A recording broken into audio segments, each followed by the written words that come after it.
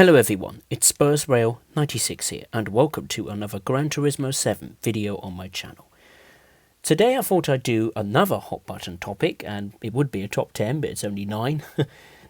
This is 9 tracks or circuits, the stages in which the cars perform on, that I would like to see return to Gran Turismo 7 specifically. GT7 is not too far around the corner and I am super excited, as I'm sure most of the racing game community is.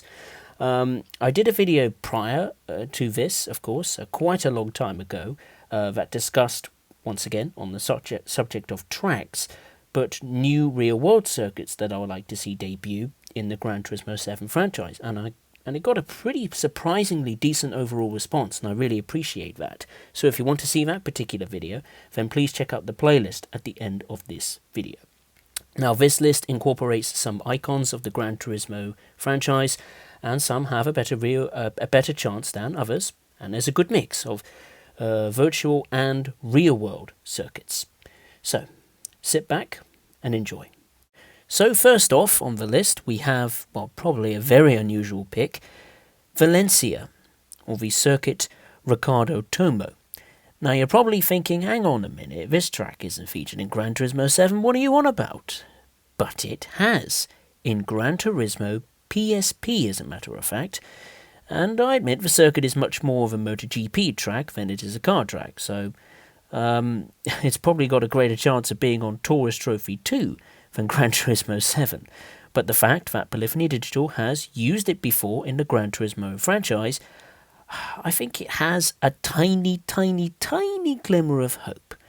Now I really like this track. To give you some idea of what it's like, imagine something with the track layout that's a little bit like Monaco, but much flatter. That kind of very tight technical circuit, lots of square section corners and hairpins, but also a great high-speed flow. But if you combine the visuals of something like the Algarve racing track in Portugal, so it's very flat, very open, a lot of greenery, a very open environment without many trees or any trees, no coverings over the track, it's very wide open and sunny.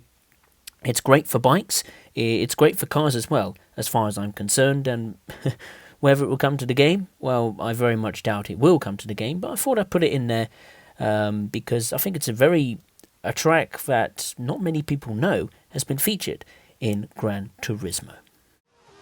Next on the list we have Monte Carlo, or Monaco, or Côte d'Azur as it's known as in Gran Turismo, whatever you want to call it.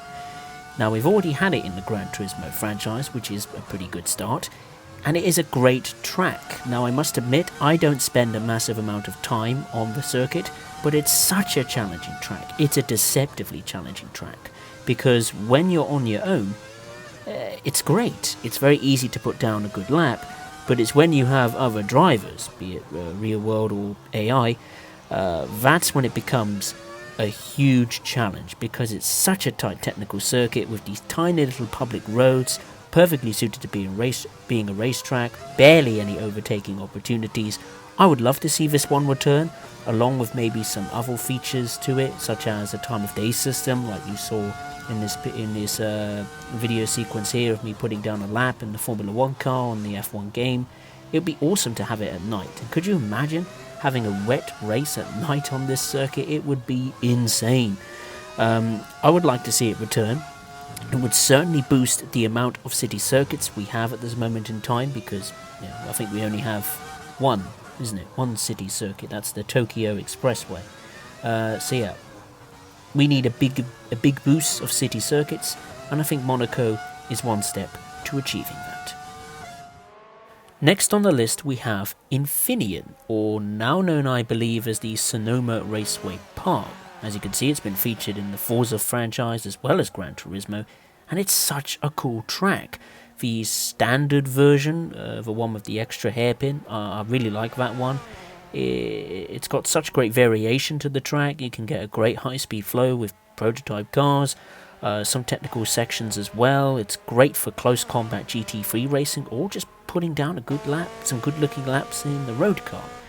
Now, on the chances of it returning, well, I don't think it has a strong chance of coming, because I believe the last time it was in the Gran Turismo franchise was in way back in GT4, maybe GT5, I'm not sure, but definitely not featured in GT6 or GT Sport. So if it was to return, I think, well, it would be a pleasant surprise for sure. But if it did return, but I have my doubts. But it is a brilliant little track. Like I said, great variation, great high-speed flow, and I think it will be a very popular addition to have in Gran Turismo 7. Next on the list is a track which will be hugely popular for a number of reasons, and one which has a ton of historical relevance to multiple forms of racing: Indy, the Indianapolis Motor Speedway. Now, if it was to come back, you'd have to include the road course as well as the oval, one of the most iconic ovals, if not the most iconic oval in the world, probably even more so than Daytona, which thankfully is coming back. The road course at Indianapolis is a very Sebring kind of vibe to it, with lots of square corners, a very wide open track, very flat. It's a great circuit to me personally, I absolutely love it. People love it for drag racing as well, on that one particular straight next to the road. So yeah, it's great overall. It's a great package, great for drifting, racing, drag racing, and for oval racing, it's one of the best out there. You can reach extremely high speeds. It's a fantastic track for endurance oval racing as well. I also think it will be very cool to come back to GT7 because it adds a balance, because you've got the two fictional oval type tracks in America with the Northern Isle Speedway and Blue Moon Bay, and then you've got the two real ones of Daytona and possibly Indianapolis. As far as its chances of coming back are concerned, well, it wasn't a premium track in GT5 and 6, which meant there was no changeable weather or time of day system. But I would love to see it return. Whether it will is another story. Next up is a track that you could easily forget is not in the game. It's such a stablemate of the Gran Turismo franchise, such an icon of the franchise, because in terms of the Japanese circuits we had in GT Sport, we got Suzuka, which is in GT7. Tsukuba came back to GT Sport and is in GT7. Fuji came back as well in GT Sport and is in GT7. But we don't have Motegi, Twin Ring Motegi. It's one of the most iconic Super GT tracks. A ton of people love the circuit. Me personally, not so much. I find it a little bit boring with those up and down kind of straights, but regardless of my thoughts, I think this has one of the strongest chances of returning, especially since the last time it was featured in Gran Turismo, it got the premium track treatment in terms of the graphics being bumped up to at least the HD resolution of the PlayStation 3, and the implementation of a time of day system. I'm not sure if it was implemented with a weather system like rain and so on and so forth, because I think some tracks in GT Sport and GT5 had a combination of either a weather system and time of day, or just the time of day.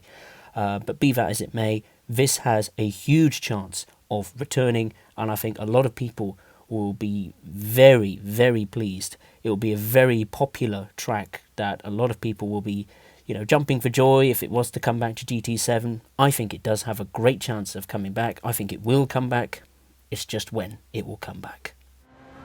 Next on the list, and the first fictional track in the series, and without doubt, this is a no-gone conclusion, that this track will return to Gran Turismo 7 110%. The track map was portrayed in the big swoops of light going across the screen in the various build-up trailers to this game on the Gran Turismo or the PlayStation YouTube channels, and if you add all those swoops of light together, it will pretty much resemble the track map of this, the very iconic Apricot Hill Raceway. 14 turns, 2.4 miles. It was last in Gran Turismo 6 and overgone some huge changes in Gran Turismo 6. It featured trackside accommodation and also some lights installed to enable nighttime racing, as well as the ability to change the weather and the time of day system. And of course the graphics were bumped up to HD resolution for the PlayStation 3. Now, for those of you that haven't driven on the Apricot Hill Raceway, I love it.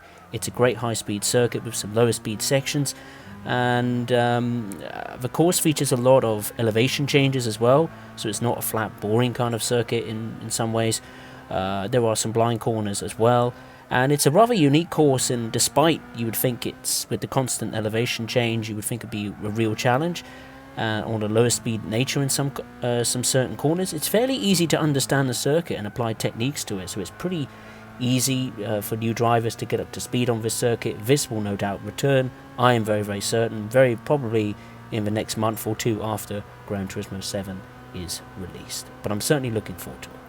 Another circuit on my list that I'm sure that a ton of people would like to see brought back to Gran Turismo 7 is another fictional and a very iconic track of the franchise, Midfield Raceway.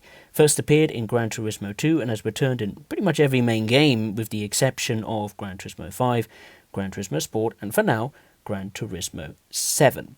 Now, Midfield is one of the only few circuits in the entire Gran Turismo franchise that features a figure-of-8 style layout, in particular with that huge turn 4 passing over the main straight. I think if it was to return to GT7, the only other circuits that portray this figure-of-8 style layout would be Suzuka, and I think one of the inner loop variations of the Tokyo Expressway circuit that was introduced in GT Sport. Now, the circuit consists of a very high-speed nature, and of course it's set in a mountainous landscape, so it's got a lot of elevation. It's got very several to mid-high speed corners, and of course that big turn 4 hairpin. It's got numerous heavy braking areas, so it'd be very good for overtaking opportunities. And why is it on this list, you may be asking?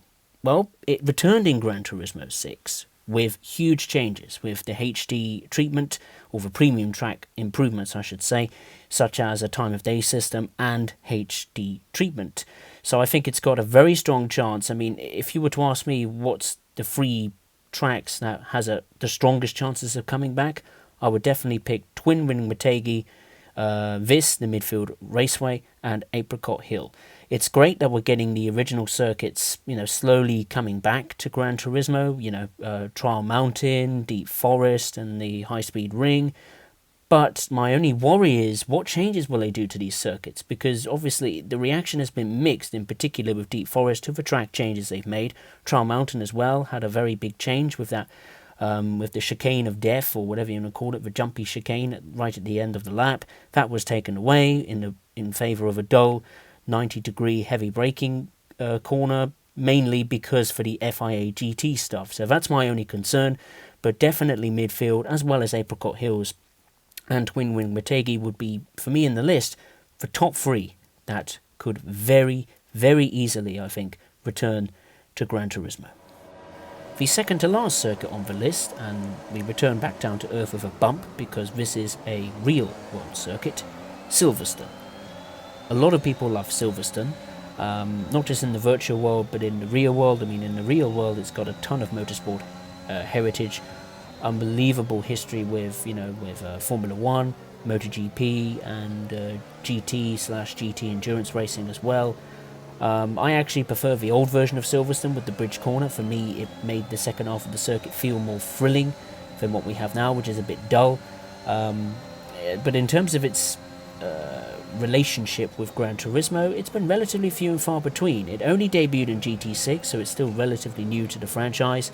It didn't have, I believe, I don't think it had a time of day system or a weather system implemented, which was very odd, but it did have the full HD treatment, so it's one of the more shinier, better looking circuits, if you like, in Gran Turismo 6.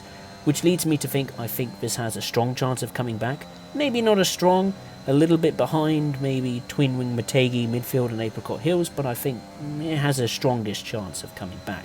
I'm actually surprised this didn't feature in Gran Turismo Sport. You would think that because Gran Turismo Sport's focus on the FIA, GT, and pure racing kind of thing, and since Silverstone is a Grade 1 FIA certified circuit, that it would return, be it from day one or through a post-launch update. And it didn't, which was a bit of a surprise to me. So which leads me to believe that I think this could return to Gran Turismo 7. The last circuit on this list, and it's a fictional one, and I think a lot of people would like to see this one.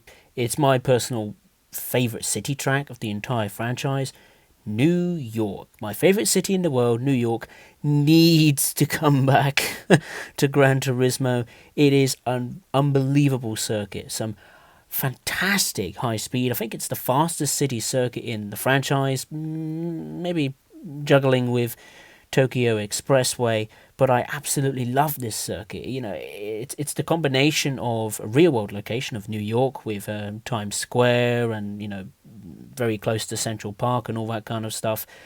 But I love the fact it's got that tight technical section as well towards the end of the lap with those big technical 90-degree turns, huge braking zones, so it's great for passing. I actually like the Forza one as well, with the option of having that Le Mans style chicane option on the two big long straights. I wish Gran Turismo would implement that if this was to come back. Now, and the chances of it coming back, I don't think it will come back. It hasn't been featured since Gran Turismo 4, unfortunately. But yeah, could you just imagine having New York back in Gran Turismo 7 with, you know, variable time of weather, you know, time of day, and maybe with a variation of chicane options for the long straights? I would have that 110%. Personally, for me, it's the track I want to it's personally my favorite fictional track of the franchise, and I would beg to Polyphony Digital to bring it back. I beg to the heavens. But yeah, that concludes this list of 9 circuits that could return to Gran Turismo 7. I mean, with New York, obviously, I want it to come back badly, and obviously it's got no chance of coming back, but since it's in the real world location, you just never know. But anyway, that concludes this video. If you'd enjoyed it, make sure to give it a like, and please subscribe if you are new for more Gran Turismo content. I've got the Gran Turismo 7 25th Anniversary Edition ordered, so I'm certainly looking forward to getting that and having a play on Gran Turismo 7.